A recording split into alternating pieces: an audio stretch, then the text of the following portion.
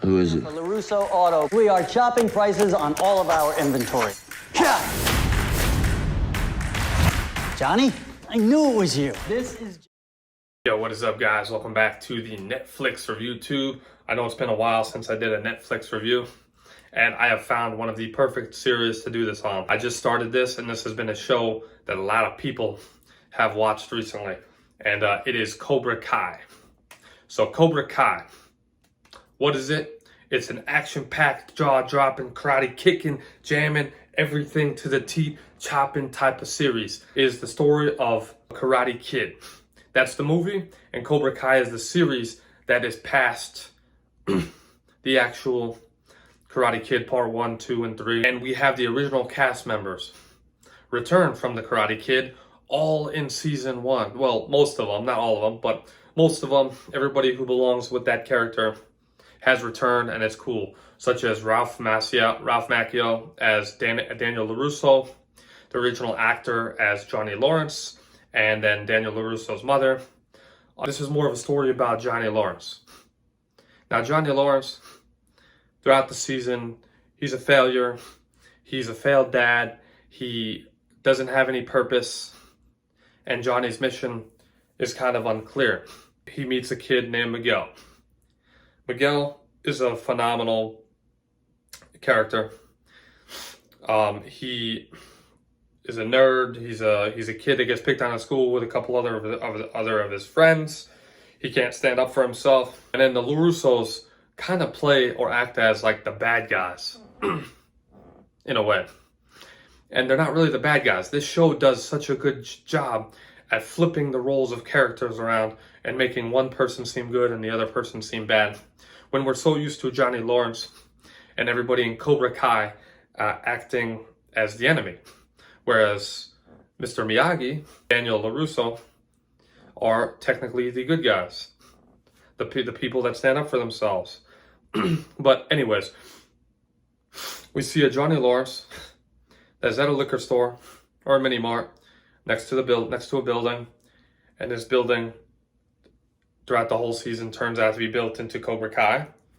And Johnny gets the idea to mentor Miguel after he's getting picked on and beat up and insulted at the mini mart when he's just minding his own business.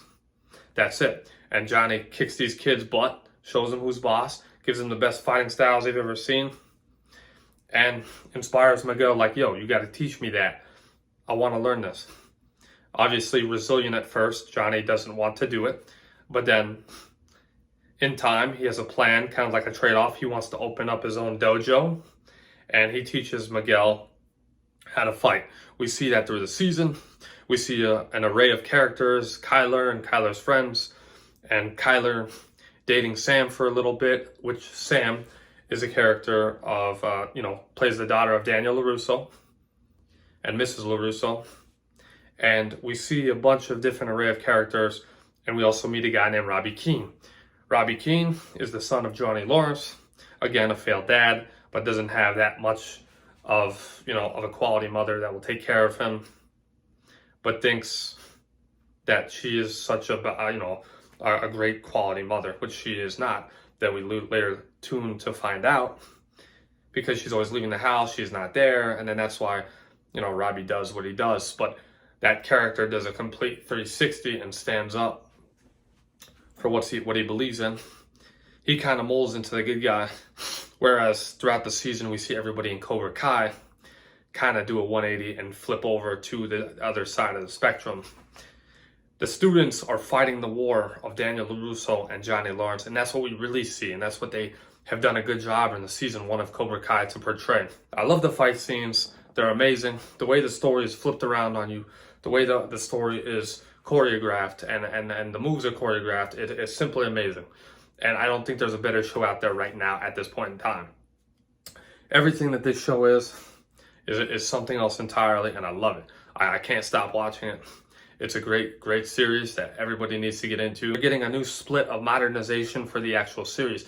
That is something that you have to appreciate, because you're mixing the OG with the new modernized civilization of the 2000s era, and that is something that is just kind of crazy to envision. You know, the flashbacks to reminiscing, finding balance, and fighting for the right purpose. Unless you're Cobra Kai, then no mercy, right? But honestly, I wouldn't have it any other way. And for that, I'm going to give this series, or season 1 at least, an A+. I literally binge watched the whole season within 2 days. Yes, it should have been faster, but other stuff to do. Binge watched the whole season in 2 days of season 1. But season 1 had a lot to offer. It ended with the All Valley tournament. Cobra Kai wins the All Valley tournament. Sam has a big conflict with Miguel now and has actual interest in Robbie a little bit. We kind of start to see that. Miguel is trying to move on but can't, and Sam has definitely moved on based off what happened the night before the All Valley tournament, which not all his fault, but at the same time, the biggest basis of this series is the secrets you keep can lead to a bigger conflict, and that's what you just have to watch out for. But all in all, like I said, a lot to discuss. I only hit the nail on the head with the hammer, but you know what? It's a great series. I have to stick by my A+ grade. And that's how good it was. I never knew that anybody could put together a series so sufficiently of a 27 to 35 minute episode apiece. Great series.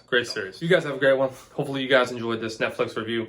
I'll catch you guys on the next one where we're going to talk about season 2, a little bit more in depth. I just didn't want to ruin everything. But like I said, that's all for now. Peace out.